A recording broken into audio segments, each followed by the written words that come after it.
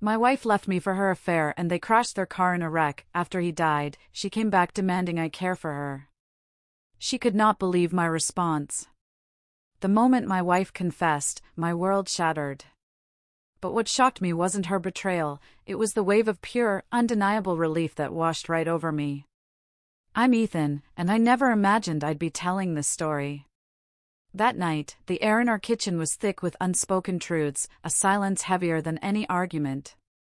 I wasn't some romantic hero in our marriage, not in the storybook sense. I was the guy who paid the bills, fixed the leaky faucet, made sure we always had groceries and a reliable car. I was stable, dependable, the kind of husband who never forgot anniversaries. And for years, I genuinely believed that was enough. Olivia, my wife, seemed content with it too, or so I told myself. We had our routines, our systems, a life that functioned perfectly on paper. But somewhere along the way, she started looking for something I apparently couldn't give her. That electric feeling, the excitement of something new, a spontaneity our structured life just didn't offer. I started noticing the cracks about 6 months before everything truly fell apart. She'd come home from the gym later, her phone constantly lighting up with messages she'd quickly swipe away. Conversations that used to flow effortlessly suddenly felt like pulling teeth. I'm not a jealous person, I don't check phones or demand explanations. But I'm not blind either. There were new habits, showering immediately after getting home, dressing differently even for quick errands.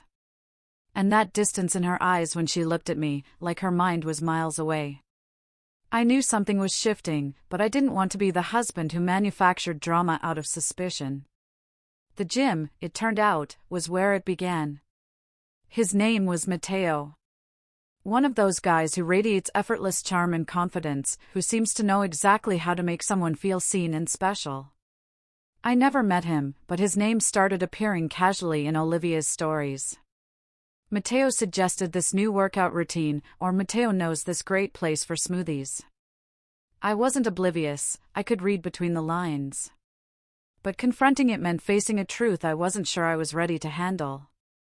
Then came the night everything changed. We were in the kitchen. She was scrolling through her phone while I cleaned up after dinner, and the silence felt suffocating. I dried my hands, turned to her, and asked the question I'd been avoiding for weeks, is there someone else? My voice was calm, no accusation, just a simple request for truth. She froze, her thumb hovering over the screen, then looked up at me with an expression I'd never seen before. Not guilt, but more like resignation mixed with a strange defiance. Yes, she said. Just that one word, clean and direct, no apology attached. I nodded slowly, feeling that strange wave of relief again. Confirming a long-held suspicion, however painful, felt easier than living in uncertainty. Then you need to make a choice, I told her, my voice still even and measured. I'm not going to live with ghosts in this house. I'm not going to be the backup plan while you figure out what you want. She didn't argue, didn't try to explain or justify. She just stood up and walked toward our bedroom. I heard drawers opening and closing, the distinct sound of a suitcase being pulled from the closet. I stayed in the kitchen, genuinely unsure what else to do. Part of me expected her to return, to say it was a mistake, that she wanted to work on us. That didn't happen. She packed methodically, taking only her essentials. When she walked past me with her bags, she paused for a moment. I'll come back for the rest of my things tomorrow, she said, not meeting my eyes. Then she was gone. The apartment felt different after she left. Not empty, not exactly, but lighter somehow, like a huge weight I hadn't realized I was carrying had been lifted. I didn't cry. I didn't break things or call her 100 times begging her to reconsider. I just sat on the couch, processing. My first instinct wasn't to chase her, it was to protect myself from further damage. That night, I started separating our lives in practical terms.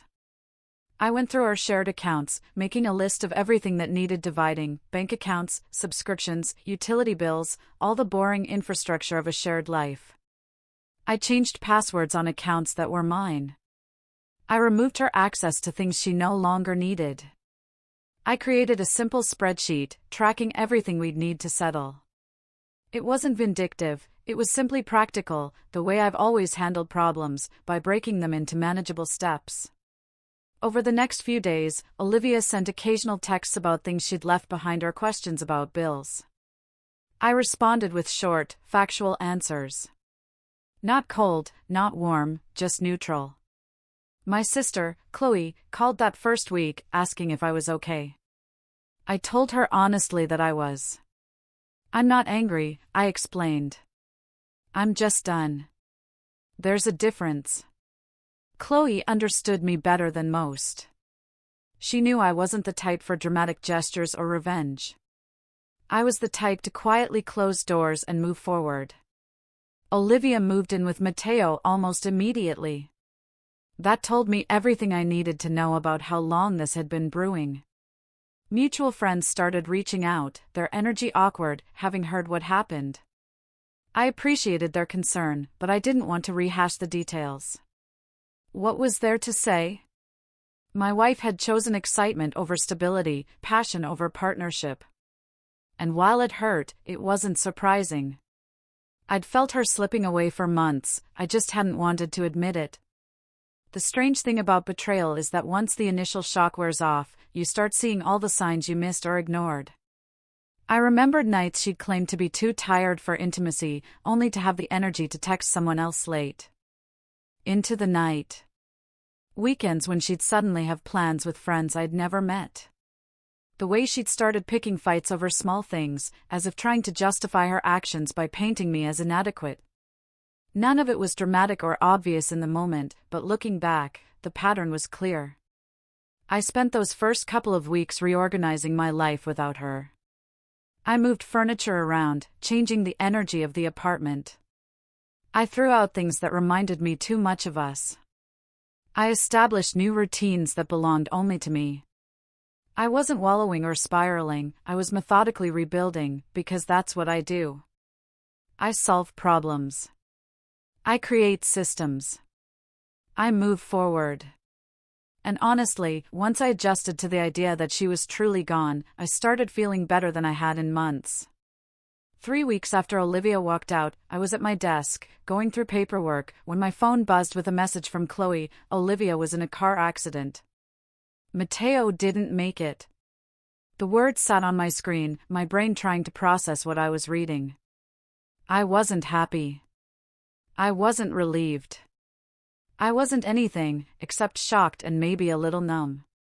Whatever anger I'd had toward Matteo had faded into indifference by then, and now he was just gone. Olivia was in the hospital. Chloe sent another message a few seconds later with more details. They'd been driving back late at night, another car ran a red light. Matteo died at the scene. Olivia was in serious condition with multiple injuries.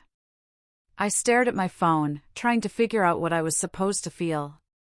Part of me knew the decent thing was sympathy, and I did feel it, genuinely, because nobody deserves something like that. But another part of me, the part that had spent the last 3 weeks rebuilding my life and processing betrayal, knew this changed nothing between us. A tragedy doesn't erase the choices people make. It doesn't rewind time or undo damage. I texted Chloe back, asking which hospital. She told me she was already planning to visit since Olivia's parents lived several hours away and couldn't get there immediately. I appreciated that about my sister. She had a good heart and didn't let personal feelings stop her from doing what seemed right. I told Chloe I wasn't going to the hospital myself, not because I wanted Olivia to suffer alone, but because my presence would be confusing for everyone. I sent my thoughts through Chloe, and I meant it. But I also knew showing up would send the wrong message, as if I was reconsidering everything, and I wasn't. Over the next few days, Chloe kept me updated. Olivia had a broken leg, fractured ribs, a concussion, and would need weeks of recovery with limited mobility. The doctors said she'd heal completely, but would need help with basic tasks. Her parents had arrived and were handling the immediate crisis, making medical decisions, dealing with insurance, all the chaos that follows something like this. I felt bad for her, I really did. But I also felt this strange certainty that my role in her life was finished. Chloe visited Olivia a couple of times, reporting back that she was devastated, not just physically, but emotionally, grieving Mateo while dealing with the reality of her situation. I listened, said the appropriate things, but kept my distance.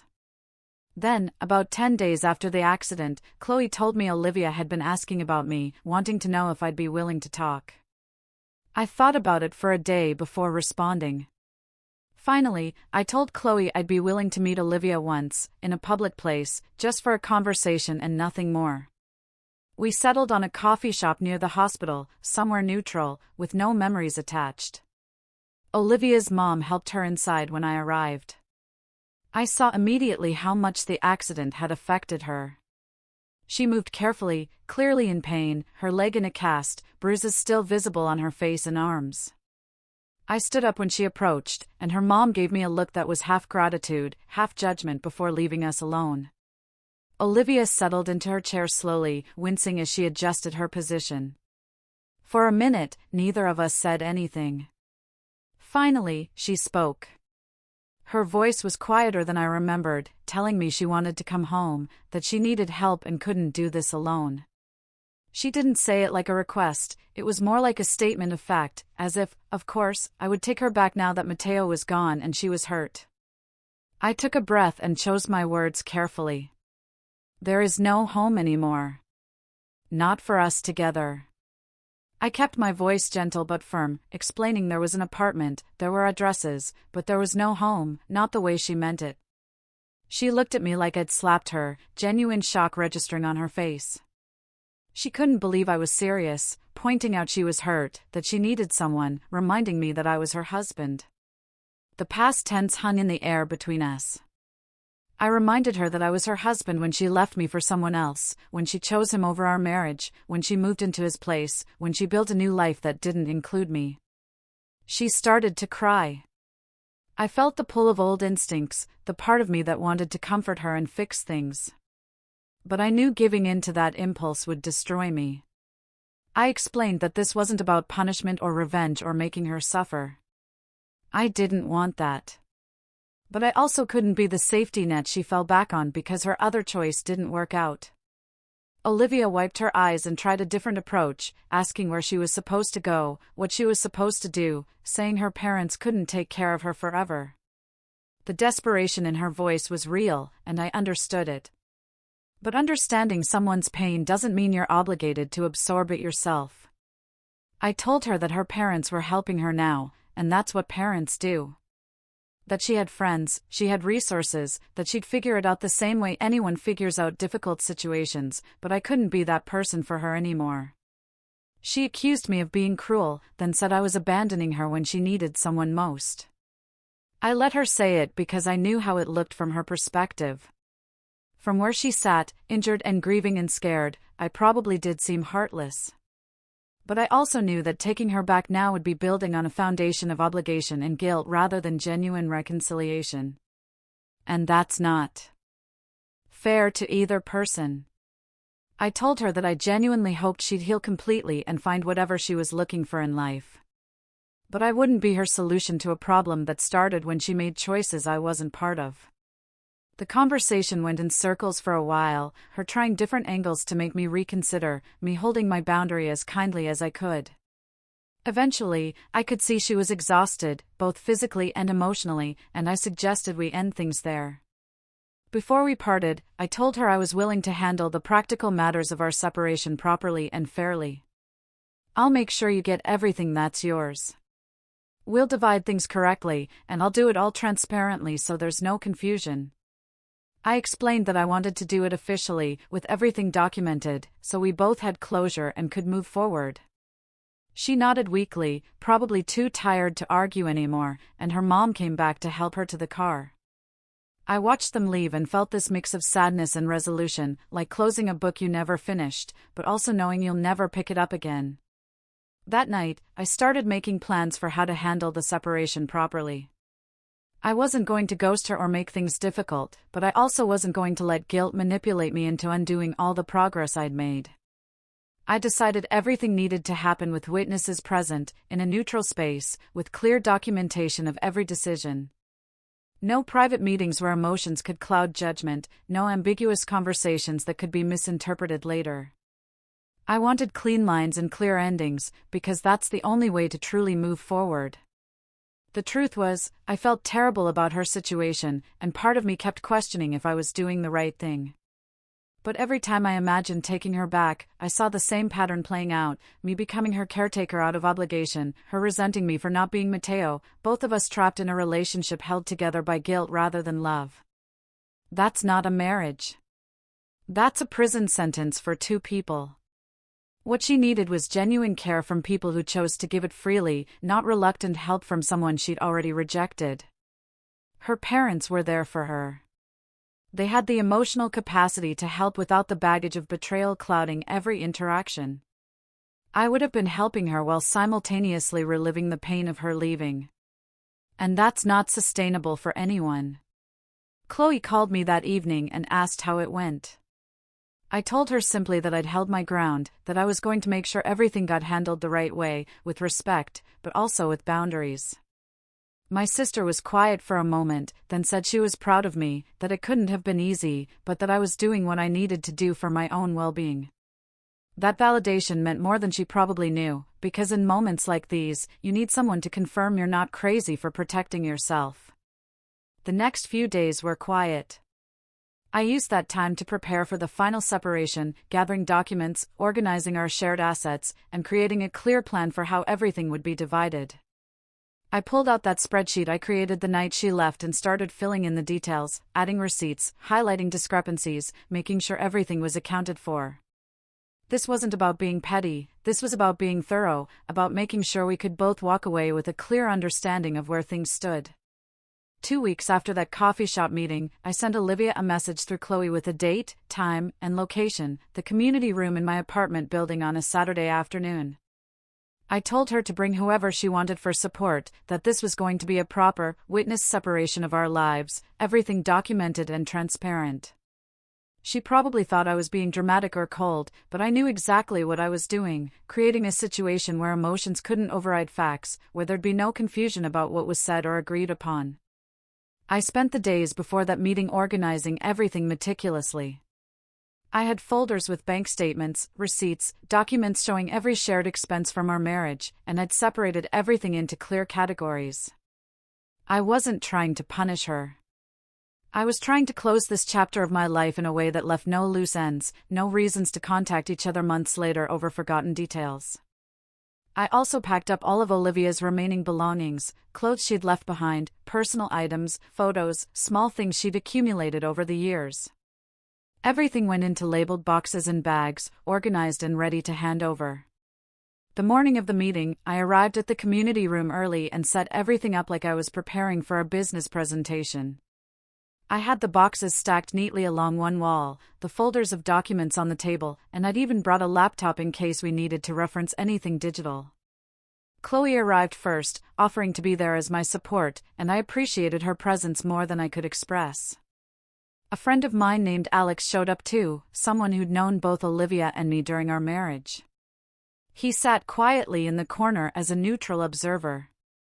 Olivia arrived about 10 minutes late, her mom helping her navigate with her leg still in a cast. She looked around the room with this expression of disbelief, like she couldn't understand why I'd made such a production out of this. Her mom looked uncomfortable, probably sensing this wasn't going to be the emotional reconciliation Olivia might have hoped for. I gestured for them to sit, and once everyone was settled, I began walking through everything systematically.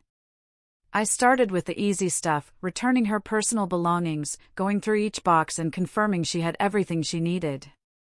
Olivia nodded along, not saying much, maybe still processing the formality of it all. Then I moved on to the financial documents. This is where things got more complicated. I'd created a detailed breakdown of our shared accounts, showing every deposit and withdrawal from the past year. I explained calmly that I'd divided everything 50/50 when it came to legitimate shared expenses, rent, utilities, groceries, things we'd both benefited from during our marriage. Olivia seemed fine with that part, even relieved that I was being fair. But then I pulled out a separate folder, and I could see her tense up.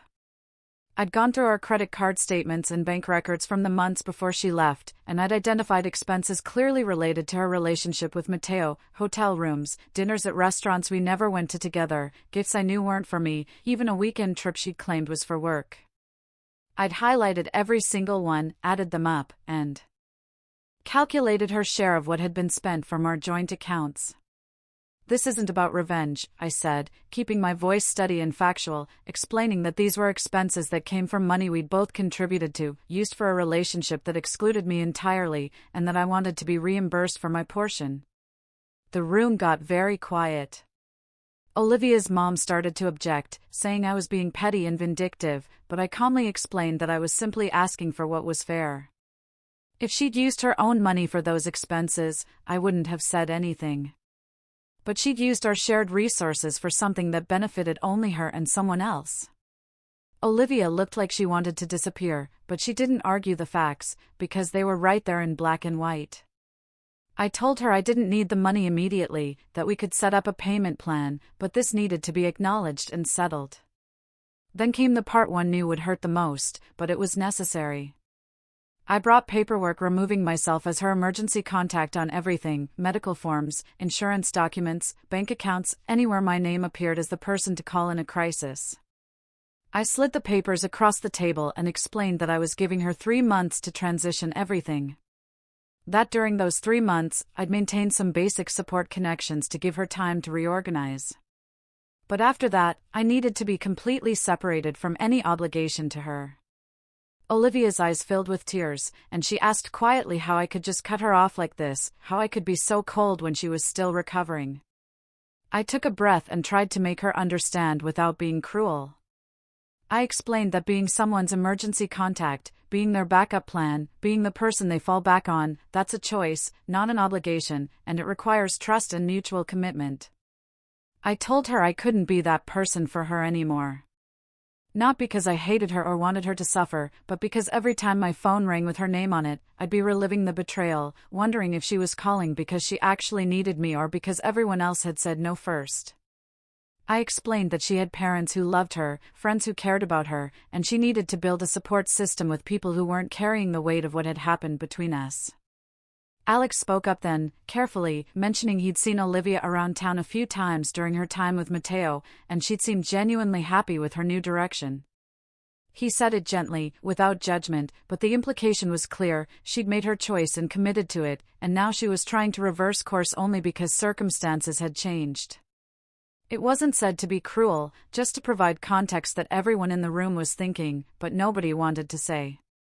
Olivia couldn't really argue with that observation. Her mom tried to defend her, saying that people make mistakes and deserve second chances, and I agreed with that principle generally, but explained that a second chance has to be wanted for the right reasons, not just grabbed out of desperation and fear of being alone. We spent the next hour going through the remaining details, dividing a few pieces of furniture, settling final utility bills, discussing the timeline for the actual separation to be legally finalized. I'd already consulted with a lawyer about how to handle everything. And because Olivia had left voluntarily, and the circumstances of our separation were clear, things were relatively straightforward. There were no kids, no complicated assets, just 2 people untangling their lives. Before Olivia left, she asked me one last time if I was sure about this, if there was any part of me that could forgive what happened and try again. I looked at her and felt nothing but exhausted sympathy. "I do forgive you," I said quietly, and I meant it, explaining that forgiveness doesn't mean pretending something didn't happen or putting yourself back in a situation that already hurt you once. I told her I genuinely hoped she healed completely, that she found whatever she was looking for, that she built a good life for herself. But that life couldn't include me. Not anymore.